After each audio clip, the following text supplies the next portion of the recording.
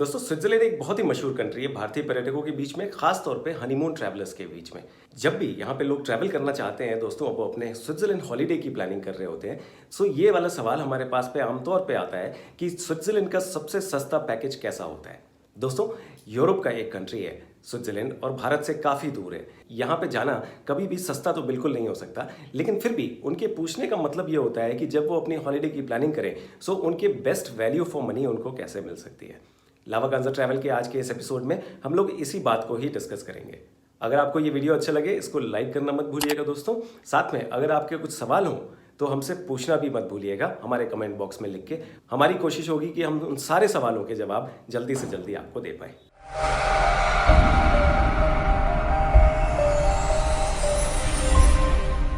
दोस्तों स्विट्जरलैंड का पैकेज कैसा होगा या उसकी बेस्ट वैल्यू आपको कैसे मिलेगी, उसके लिए सबसे पहले हमें समझना जरूरी है कि भारतीय पर्यटक जब स्विट्जरलैंड में ट्रैवल करते हैं वो कौन कौन सी जगहों में जाना सबसे ज्यादा पसंद करते हैं और कौन से ऐसे अट्रैक्शंस और एक्टिविटीज हैं जिनको वो जरूर करते हैं। स्टार्ट करते हैं प्लेसेस टू विजिट से।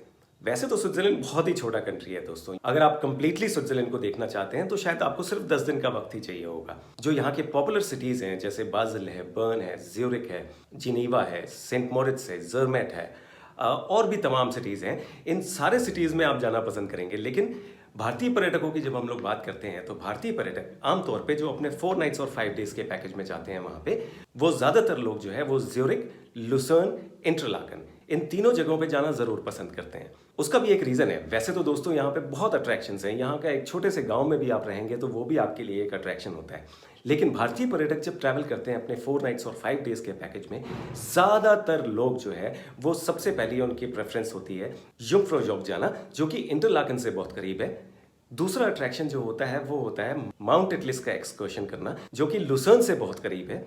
उसके बाद में आपका ज्यूरिक में होना, जो कि एक बहुत ही खूबसूरत सिटी है। और ये आप ज्यूरिक में होते हुए आपको अपॉर्चुनिटी मिलती है कि आप राइन फॉल्स में विजिट कर पाए। साथ साथ अगर आपके पास टाइम है तो आप लेक टिट्सी या ब्लैक फॉरेस्ट का रीजन भी आप ज्यूरिक में रहते हुए कवर कर सकते हैं।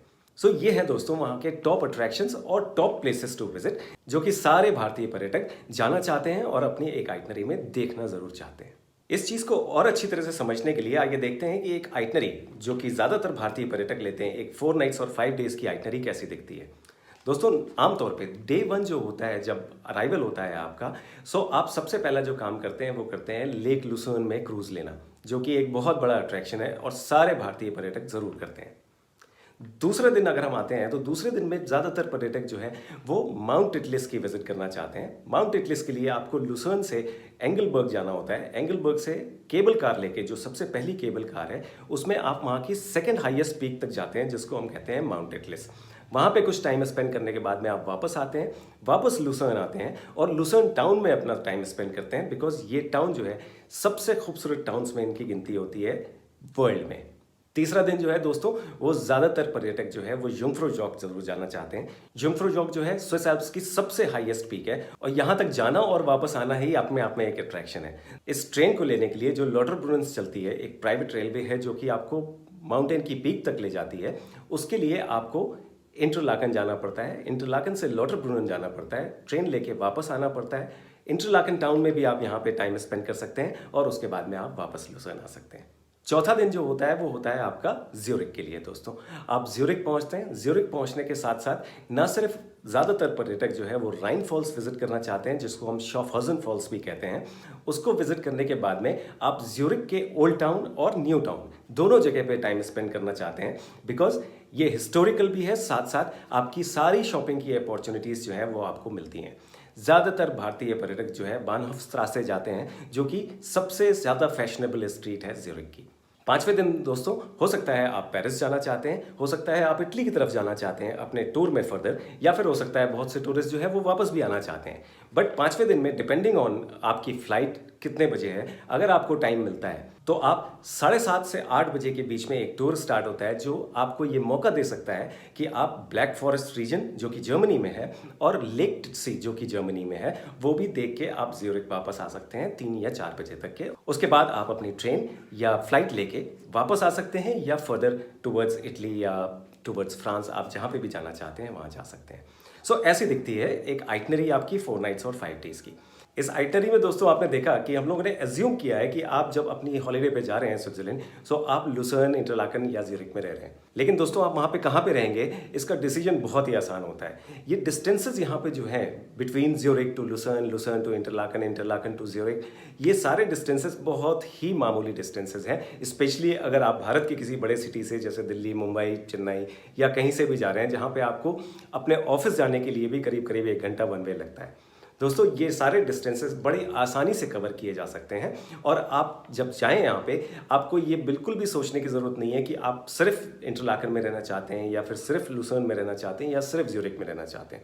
आप किसी भी जगह पे ऑल नाइट्स रह सकते हैं। किसी भी जगह पे आप चाहें तो स्प्लिट करके 2 nights Interlaken, 2 nights Lucerne, 2 nights Lucerne या 1 नाइट इंटरलाकन या 2 nights Lucerne, 1 night Interlaken, 1 night Zurich, इस तरह से भी अपनी आइटनरी में डिस्ट्रीब्यूट कर सकते हैं आपकी स्टे। दोस्तों जब ट्रैवलिंग की बात शुरू हुई है तो ट्रैवलिंग से आपको बताना ये ज़रूरी है कि जितने भी लोग भारतीय पर्यटक यहाँ पे जब जाते हैं अपने घूमने के पर्पज़ से, उनके ट्रैवलिंग के लिए सबसे इम्पॉर्टेंट होता है Swiss travel pass. Swiss travel pass सारे के सारे भारतीय पर्यटक जो हैं वो लेते हैं। ये पास जो है ये आपके लिए बहुत ही आसान बनाता है वहाँ पे हर तरीके का ट्रैवल। आप कभी भी दोस्तों स्विट्जरलैंड पे जब आप पहुंचते हैं, आप कभी भी शायद ही वहाँ पे किसी कार या टैक्सी या प्राइवेट कैब में ट्रैवल कर रहे होते हैं, बिकॉज ये बहुत ही एक्सपेंसिव पड़ता है। जब आप स्विस ट्रैवल पास लेते हैं सो ये आपको अलाउ करता है वहाँ पे अनलिमिटेड ट्रैवल। लेट्स से अगर आप 4 डेज कंसेक्यूटिव पास ले रहे हैं या 8 डेज कंसेक्यूटिव पास ले रहे हैं, इस बात पे डिपेंड करते हुए कि आप वहाँ पे कितना रुक रहे हैं, तो ये आपको अलाउ करता है अनलिमिटेड ट्रैवल। पब्लिक ट्रांसपोर्टेशन जैसे बस, जैसे ट्राम्स, जैसे ट्रेन्स, आप अनलिमिटेड ट्रैवल कर सकते हैं। कभी भी चाहें आप इस पे चढ़ सकते हैं, कभी भी चाहें आप इस पे उतर सकते हैं। आपको कहीं पे भी टिकट के लिए लाइन लगाने की ज़रूरत नहीं पड़ती है। स्विस ट्रैवल पास जब आप लेते हैं दोस्तों, आपको इसमें यहाँ के कई म्यूजियम्स की फ्री एंट्री मिलती है, कई जगह पे आपको डिस्काउंट्स मिलते हैं। खास तौर पे जब आप स्विस ट्रैवल पास आप लेते हैं जुंगफ्रो जॉक के एक्सकर्शन के लिए, साथ में माउंट एटलस की एक्सकर्शन के लिए आपको भारी डिस्काउंट मिलता है। साथ साथ आपको वहाँ पे क्रूज, जो कि आपको आइटनरी में मैंने बताया कि लेक लुसर्न क्रूज जो सबसे ज़्यादा पसंद किया जाता है भारतीय पर्यटकों के बीच में, वो फ्री ऑफ कॉस्ट मिलता है। सो दोस्तों ज़्यादातर भारतीय पर्यटक जो ट्रैवल करते हैं वहाँ पे, वो सब के सब स्विस ट्रैवल पास लेते हैं और यही इकलौता ऐसा तरीका है जो आपके लिए सारी ट्रैवलिंग स्विट्जरलैंड के अंदर आसान बनाता है। स्विट्जरलैंड की जब बात हो रही है दोस्तों, यहाँ के वीज़ा के बारे में भी क्विकली डिस्कस करना बहुत ज़रूरी है। स्विट्जरलैंड का वीज़ा जो है बहुत ही आसान वीज़ा माना जाता है दोस्तों, लेकिन यहाँ पे कुछ डॉक्यूमेंट्स हैं आपके पास में ज़रूर होने चाहिए।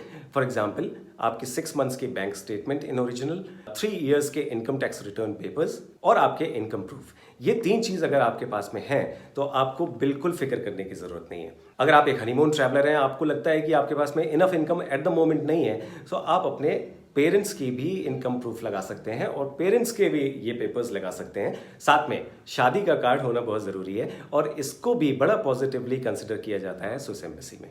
सो दोस्तों अब तक के इस वीडियो में हम लोगों ने ये डिस्कस किया है, जब आप स्विट्जरलैंड हॉलिडे की प्लानिंग कर रहे हैं तो वहाँ आपके लिए टॉप प्लेसेस टू विजिट कौन से हैं, वहाँ पे आपके लिए टॉप अट्रैक्शंस कौन कौन से हैं जिनको आपको देखना ज़रूरी है। आपकी एक 4 नाइट्स और 5 डेज की आइटनरी किस तरह की होगी। अब बात कर लेते हैं कि जब हम स्विट्जरलैंड हॉलिडे की प्लानिंग कर रहे हैं तो हमारा बजट कितना होना चाहिए। दोस्तों उससे पहले हमें यह समझना ज़रूरी है हमारे स्विस हॉलिडे पैकेज में इंक्लूजन्स क्या क्या होते हैं। जब आप वहाँ पे जाएंगे दोस्तों तो आपके इस पैकेज में आपके शहर से, इंडिया से ज्यूरिख तक जाने के लिए और वापस आने के लिए, या फिर जिनीवा तक जाने के लिए और वापस आने के लिए यहाँ पे आपकी एयर टिकट होनी चाहिए विद ऑल द टैक्सेस। आपकी वीज़ा एप्लीकेशन प्रोसेस में एक फ़ीस भी खर्च होगी जो कि 5-6 हज़ार के आसपास होती है। उसके बाद आप यहाँ पे 4 नाइट्स और 5 डेज के लिए एक डिसेंट 4 स्टार होटल में रहेंगे। ये किसी भी जगह हो सकता है, जैसे मैंने पहले बताया ज्यूरिख भी हो सकता है, इंटरलाकन भी हो सकता है, लुसर्न भी हो सकता है विद ब्रेकफास्ट। आप रहने के अलावा यहाँ पे दोस्तों आप एक्सकर्शंस भी करते हैं, जो कि माउंट एटलस का एक्सकर्शन है। फॉर एग्जांपल आप जुंगफ्रो जॉक के एक्सकर्शन पे भी जाते हैं। दोस्तों क्रूजेस वगैरह जो हैं वो आपको स्विस रेल पास में ही फ्री में मिलते हैं, बट आपको स्विस रेल पास का बजट भी इंक्लूड करना पड़ेगा इस बजट में। दोस्तों ये सारी सर्विसेज जब आपके इस स्विस हॉलिडे पैकेज में इंक्लूडेड होती हैं, सो इसकी कॉस्ट आपके पास में कम से कम आपका बजट जो है वो 1 लाख से 1,20,000 के बीच का बजट होना चाहिए। अब आप ये बोलेंगे दोस्तों कि 1 लाख और 1,20,000 के बजट में इतना वेरिएशन क्यों है? क्योंकि ये बहुत कुछ डिपेंड करता है कि आप साल के किस वक्त में वहाँ पे जा रहे हैं।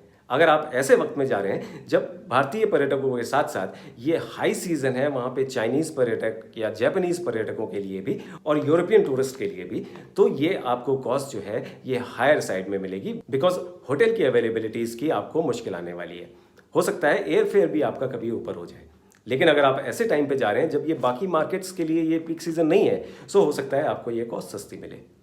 दोस्तों इसी वजह से ये डिसाइड होता है कि आपका बजट जो है एनीवेयर बिटवीन 1 लाख एंड 1,20,000 पर पर्सन होना चाहिए। सो दोस्तों कैसा लगा ये वीडियो? आई होप आपको इसमें दी गई जानकारी यूजफुल लगी होगी और आपके हेल्प करेगी जब आप अपने स्विस हॉलीडे की प्लानिंग करेंगे। अगर आपके कोई सवाल है, अगेन हमारे कमेंट बॉक्स में लिख के पूछना मत भूलें। हमारे कंसल्टेंट्स जल्दी से जल्दी कोशिश करेंगे कि आपको उसका जवाब दे पाएँ। और अगर आपको ये वीडियो अच्छा लगा है, इसको लाइक करना मत भूलिएगा। हम लोग आपसे मिलेंगे दोस्तों अगले वीडियो में।